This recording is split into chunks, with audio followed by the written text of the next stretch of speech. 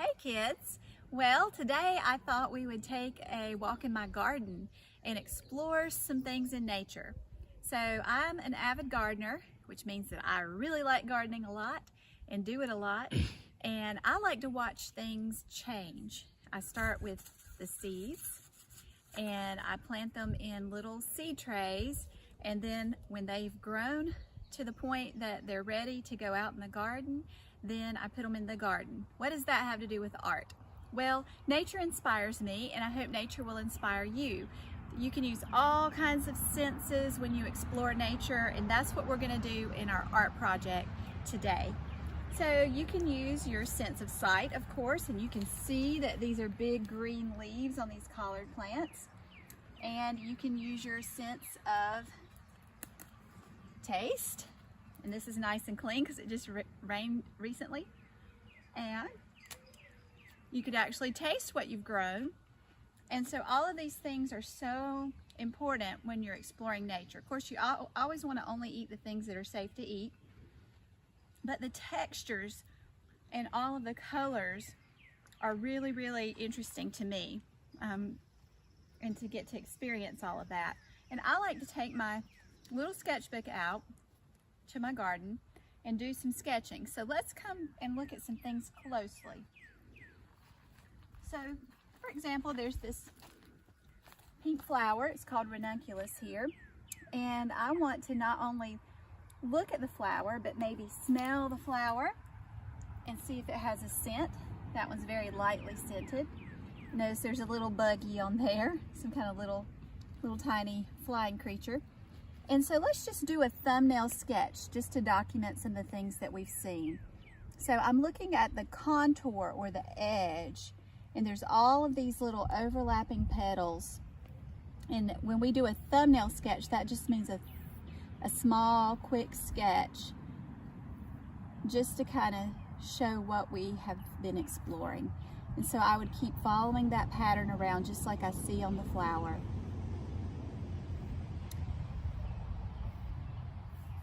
Until I get the basic shape of that flower, and it has a stem that's kind of long and slender, and I'll just show a little bit of that stem going down. Put a few more little small petals in there, and that's good for a thumbnail sketch. I've documented that flower. If you want to put the name, I'm going to write the name. This one is ranunculus. All right, let's see what other thumbnail sketches or small sketches we can do. Oh, look, it's a pea. I've grown these peas here this spring. They like cooler weather, and they start to produce the little edible peas that you can eat the whole thing. So I'm going to draw that long pod that's shaped kind of like this. And I can see, if you look closely, you can see the little peas that are starting to form inside of the pea pod. And so I'm going to draw those little seeds, and then it sort of has a little leaf pattern at the top. And it goes from its stem to the plant. And there are all these little long stems and tendrils and leaves that go up like that. So I am just documenting things that I see in nature. Okay, and there's my second thumbnail sketch. You could also add color to your thumbnail sketches, but for now I'm just going to leave them kind of like that. It rained yesterday, and now it's all bright and sunny, so that's wonderful. Okay, keep coming along with me. I have more peas and more collards, and let's look at something else. Oh, look at this hollyhock. So I love flowers, and I love different kinds of flowers, and this one is known as hollyhock. So it's almost black. It's like this deep dark purple. Come in closely and look at all the texture inside the flower. Can you see that fuzzy texture? I think these parts are stamen, pistil. You can see all the pollen and everything in there. And I'm gonna do a thumbnail sketch of this flower. again, following the contour. The contour is the outside line around the shape of what you're looking at. And so this one is a bigger flower than the ranunculus that I looked at earlier. And so I'm going to follow its pattern around, and it kind of undulates or curves in and out a little bit. And it's got a crinkly texture. And then there's these lines that come out from the center, repeating.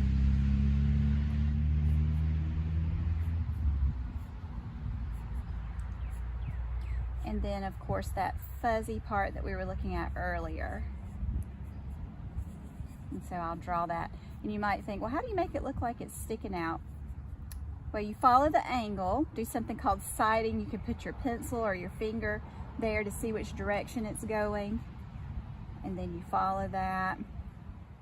And then it comes from that little white area or kind of creamy colored area, so you can kind of hint at that as well. And then I'm going to just write a hollyhock. Kind of a fun name for a flower. And you notice it has this long stem, so I'm just going to show a little bit of that stem. And it's okay if it overlaps my other drawing a little bit. And it has these interestingly shaped leaves coming off, and then the buds. These will be big flowers like these eventually, but right now they're kind of like a oblong oval that's pointed on one end. And so I'm just basically taking visual notes, known as sketch notes. So these are my sketch notes for my nature project. Okay, so I have 3 drawings: the pea, the ranunculus, the hollyhock. I think I'm going to draw one more big hollyhock leaf just so I can recall what that shape looks like. And I'm not being extremely accurate, but I'm getting an idea of what my lines and shapes look like. So we're using the elements of art: line, shape, and then we'll use color when we get inside. Okay, so next we'll look at doing a watercolor painting using crayon resist as we go inside and draw something large coming up. I hope you enjoyed the walk in nature and looking at my garden. And so we're going to take some ideas from what we saw in the garden, and we're going to make a flower drawing. Now, you might choose something else that you see in your yard or in your garden or just in nature in general. But we're going to get started in the same way. You're going to need to have a black crayon. If you don't have a black crayon, any crayon will do. And some watercolors and a glass of water or a cup of water. And make sure that you know that this is for art so that you don't end up drinking it. Okay, so when we were in the garden, I looked at the ranunculus flower, and I remember that it's pink, and I remember that the stem is green. We looked at the pea, and it was green with all green leaves and stems. And that hollyhock was almost black, if you remember. It was very, very deep purple. It was larger and had green leaves and buds. So with that fresh in my mind, I think I am going to draw this hollyhock flower as large as the page. So there was an artist in history by the name of Georgia O'Keeffe.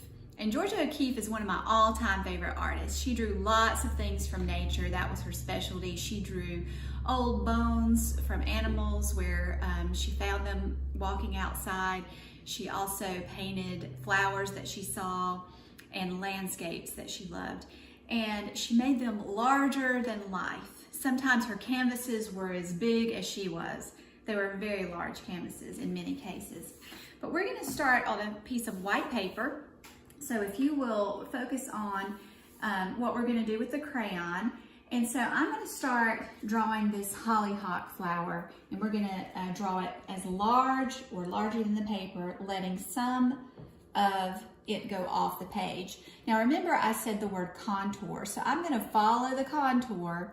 You could either look at your actual object that you're going to draw or your sketch that you made outside. And don't be afraid to draw it larger than life, because Georgia O'Keeffe did that, and I'm doing that too, and I'm even letting it go off the page. With my black crayon, I am finding the contours that I want from what I looked at in nature, and I'm tracing it around first. And I'm going to let it just exit the page. Then I'm going to let some of my lines that I know I saw and documented in my sketchbook come back into the center of the flower. And remember, there was that part in the center that was so interesting, that kind of had sort of a fuzzy end, and that's where the pollen and how the plant is able to reproduce, that's where all of that comes from. Okay, so I've let some of it exit the page, which is really interesting to do when you're making art sometimes, because the viewer's eye visually fills in that missing information. We know that that petal continues. Okay, so we've got the outline, and if you wanted to add a leaf or a stem or something, you could. I think I am going to put a little bit of that leaf over here to the side. It had lines that kind of came out like that. And you can always stylize, which means make it your own style. It doesn't have to be super realistic. Georgia O'Keeffe's style was known as abstract. And abstract just means different from what is really there. And her nature pictures were recognizable, meaning you could tell what it was, but she didn't make it super realistic. And that's what I'm going to try to do right now. So I've got a variety of paintbrushes, mostly smaller paintbrushes, but you want to have maybe a flat one, a round one, and a teeny tiny one for doing smaller things. And I'm going to start with my flat brush. You can use whatever brush you have. And of course, we've done watercolors before, but you know you're going to swirl it around in the water and then rub it on the edge of your cup to get the excess water off. I'm going to start with purple, because when I was looking at that flower, it had a deep, deep purple color to it. And this is just a regular purple. And at first I want a lot of color to come off, so I'm going to have to swirl my paintbrush around to get that color to wake up. And it was dry when I started, so I have to put plenty of water in there to wake up the color. And so I'm coming inside of this hollyhock. If you go outside the lines, no big deal.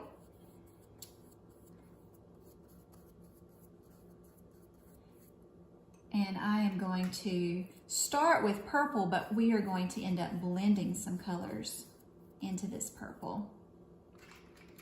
You can see that the paint flows more readily the more water that I'm adding. And if I were going to change colors, I would rinse my paintbrush. Right now I'm just putting my brush in the water to activate this color and get it to flow better.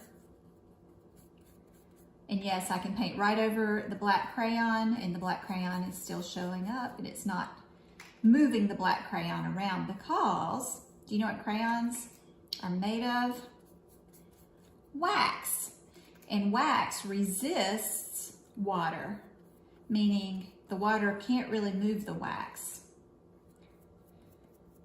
Now, if I was using chalk or something like that, then the water would disturb the chalk and move it around. But it can't disturb the wax.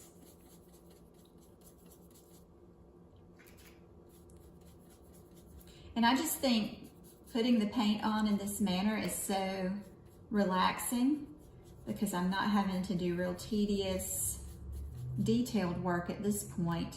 I am just simply filling in my petals with this purple color. And I love purple. What colors do you like?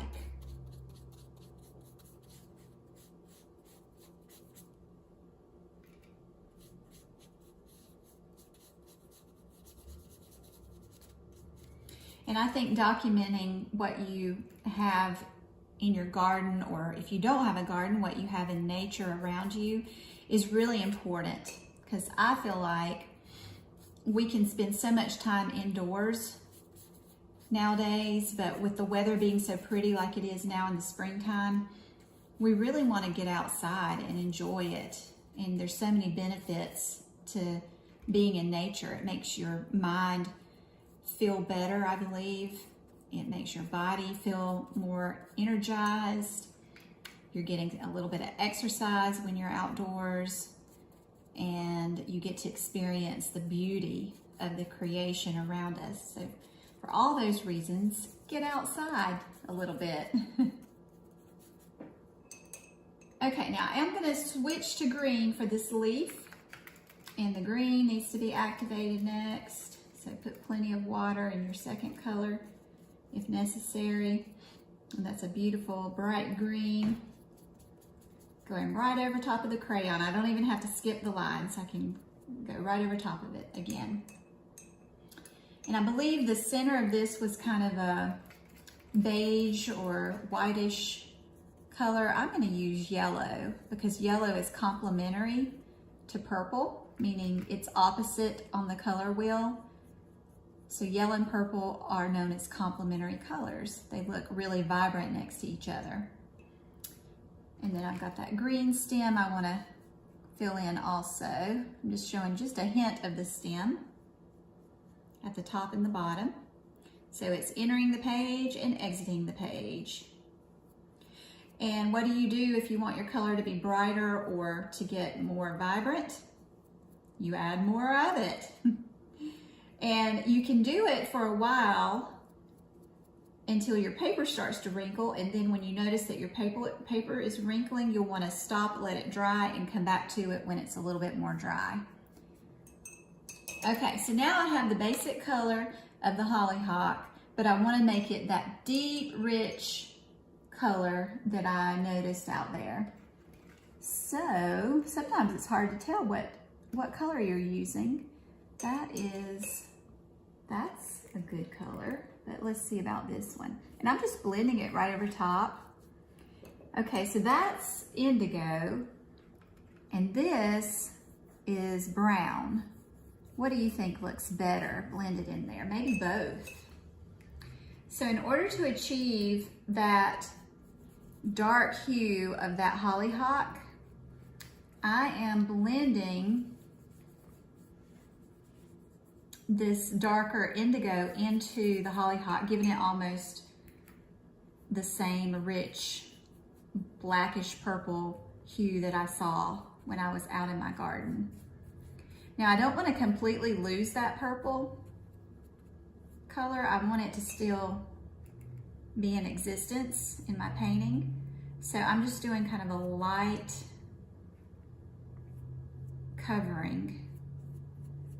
What happens when watercolor dries is it's very translucent unless you're using opaque watercolors.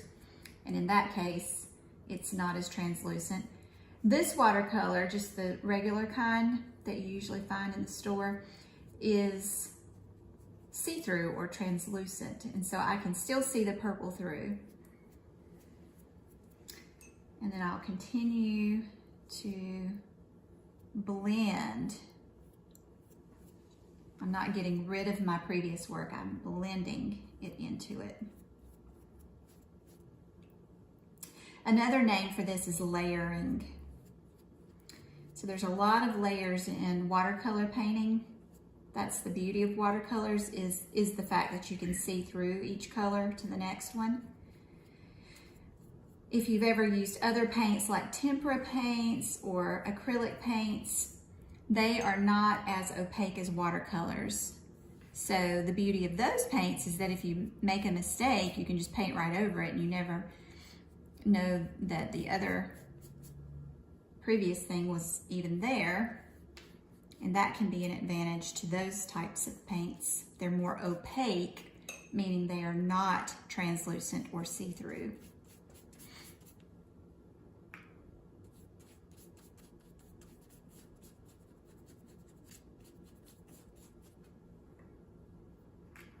Going around my flower in a systematic way. How do you like to paint? Do you skip from one place to another, or do you like to go in order from left to right or clockwise? I guess without even realizing it, I'm going clockwise because I started near the top, and then I'm going around this way until I get back up to the top again.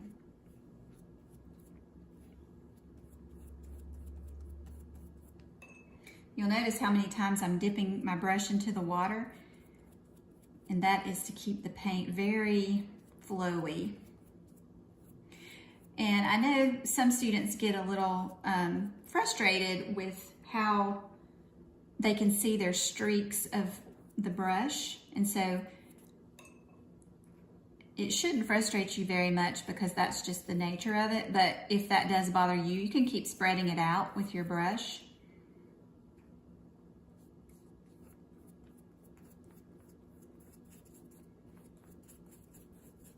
Almost back up to where I started. And another good thing about watercolors is if you get the paint somewhere that you didn't mean to, you can take like a paper towel and kind of wipe it while it's still wet, and it will go away. So paper towel is a good thing to have on hand when you are using watercolors. Okay, I made it back up to the top, and I like the effect that I have gotten so far. At this point, I'm just going to do a few little things before I let you work on your own. I'm just going to go back into my yellow and brighten that up a touch. I'm using a different brush. Yellow will get dirty very quickly, so it's sometimes good to have a very clean brush that you are using just for yellow. And the last thing I want to do is add a touch of yellow into my green leaf, because I know that my leaves were yellowish green. More green than yellow, but I do want a hint of yellow in there. And on the stem as well. So blending just gives it more interest and layers. So other things that you could think about doing is, what color do you want to put in the background? Do you want to add more leaves? Do you want to add any kind of design or pattern? So that's another thing that you could add. I'm going to let mine dry and come back to it later, but I hope that you are enjoying the very fluid process of doing a watercolor painting using crayon and watercolor resist.